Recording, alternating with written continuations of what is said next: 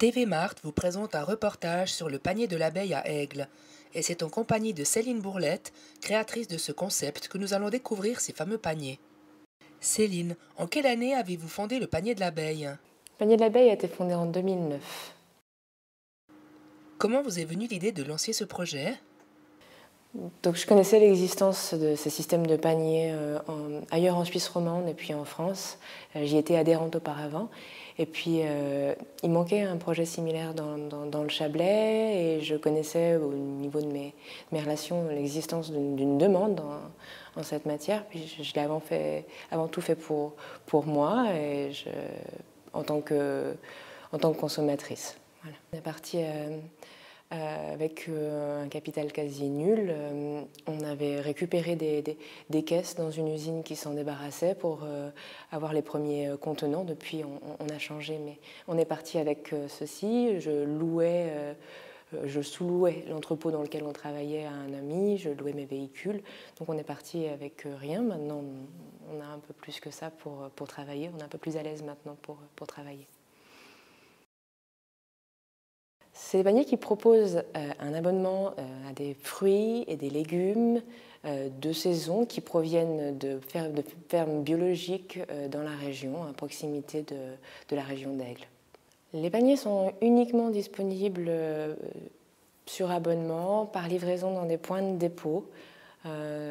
Donc on n'a pas de point de vente où quelqu'un est présent et où vous pouvez venir chercher votre panier. On a seulement un service de livraison hebdomadaire où vous savez que vous allez être livré si vous êtes abonné entre telle heure et telle heure le mercredi.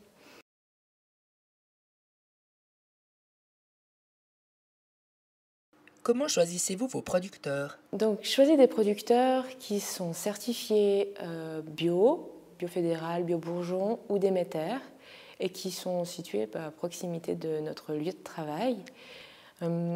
Depuis avril 2009, il y a des liens qui se sont tissés, il y a des producteurs avec qui on travaille plus facilement. On travaille aussi bien avec des producteurs qui ont de petites parcelles et puis des producteurs en bio qui ont déjà de plus grandes surfaces.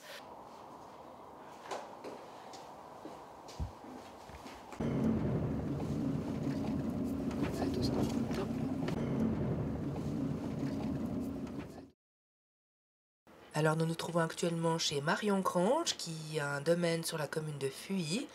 Marion, expliquez-nous un petit peu ce que vous produisez. Nous avons un domaine viticole, arboricole, je fais des plantes médicinales et aromatiques, et puis des légumes, des carottes, betteraves rouges, céleri, pommes de terre, choux. Alors je suis très heureuse que Céline commercialise une partie de ses légumes, de ses fruits et légumes. Est-ce que vous faites du bio ou de la biodynamie? Nous produisons en biodynamie. J'ai fait il y a très longtemps un apprentissage d'horticultrice, jardinière comme je l'appelle.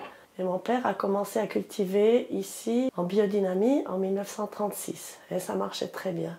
Jusqu'au jour où l'industrie chimique a déversé massivement du DDT sur la vallée du Rhône à l'aide d'avions, pour soi-disant tuer les méchants hannetons. En même temps, ils ont créé un très grand déséquilibre dans la nature.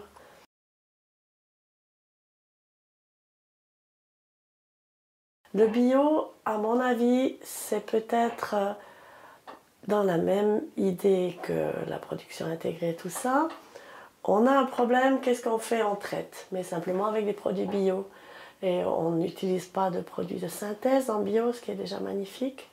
Puis après, la biodynamie, elle va plus loin dans la compréhension de la nature, de tout le cosmos. On n'est pas dans une petite boîte sur notre Terre. On est relié par le Soleil, la Lune, les planètes, tout le système solaire. On travaille ensemble. Et c'est magnifique de comprendre toutes ces interactions et d'arriver à les mettre dans la pratique. Voilà, ici on est venu chercher les carottes et les carottes rouges. Donc on a des carottes qui sont non calibrées, non triées, qui viennent comme elles viennent. Elles ont été conservées dans une cave humide, dans ça. Et puis ici, on a les petites carottes rouges et des racines rouges. C'est des betteraves allongées, ça se consomme comme des betteraves. Alors, les légumes de garde, c'est des légumes qu'on peut récolter à l'automne et conserver assez loin dans la saison de l'hiver. Des carottes, des choux, des pommes de terre, des oignons, voilà tout ce que... de céleri, les betteraves, les radis noirs. On a beaucoup de choses qu'on arrive à conserver une bonne partie de l'hiver. Et ça ne nous empêche pas d'avoir des produits frais aussi pendant l'hiver, puisqu'on a des salades comme la doucette, le rampon par exemple, qui poussent tout l'hiver. On arrive à obtenir des endives ou des scaroles encore un peu pendant l'hiver, quelquefois des poireaux ou des épinards quand on est chanceux. Donc essentiellement des produits frais et pendant la période hivernale des légumes qui ont été conservés à température basse ou bien à l'humidité dans une cave. Sur 200 paniers qu'on prépare, il y a à peu près 150 petits paniers et une cinquantaine de grands paniers. Donc, le petit panier, ça correspond plutôt à une mini-famille, à savoir un couple et éventuellement des enfants en bas âge, tandis que le grand est plutôt adapté à une famille un peu plus grande avec des enfants plus grands. La différence, donc, dans le petit, on va trouver généralement environ 5 à 6 légumes et un fruit.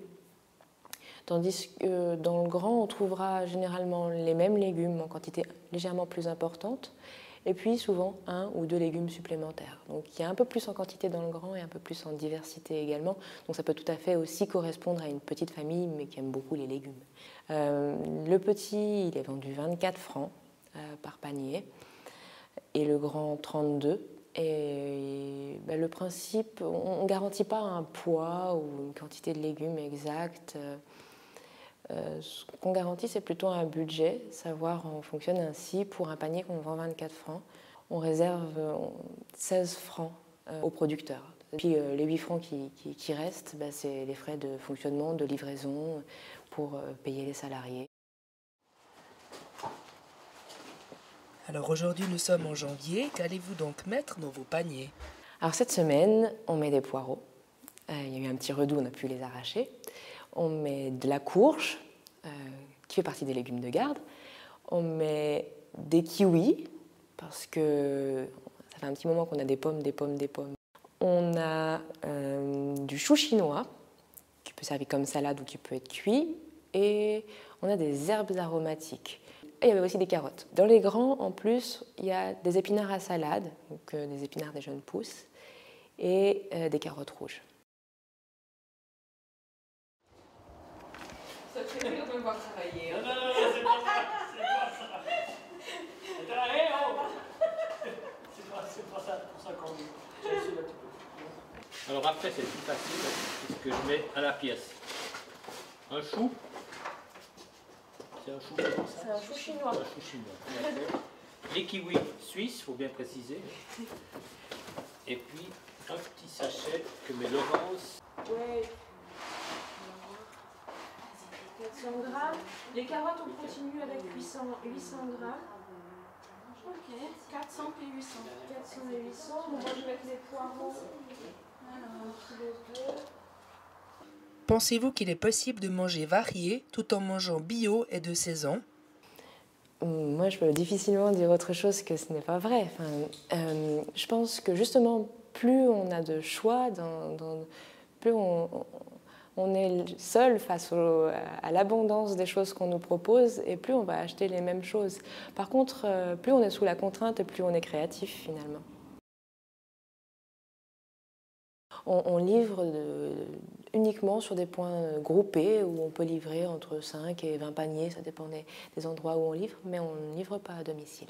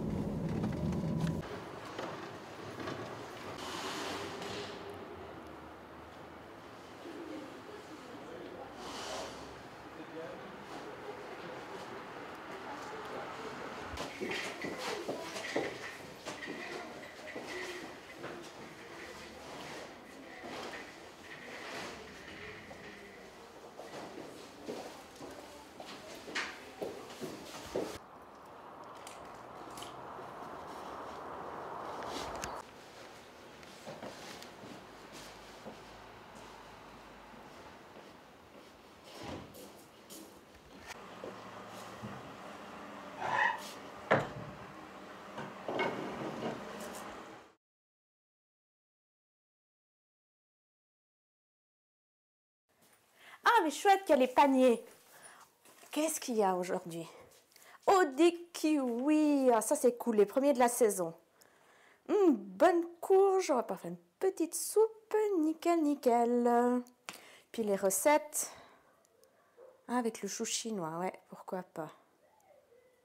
Ah, ben je me réjouis.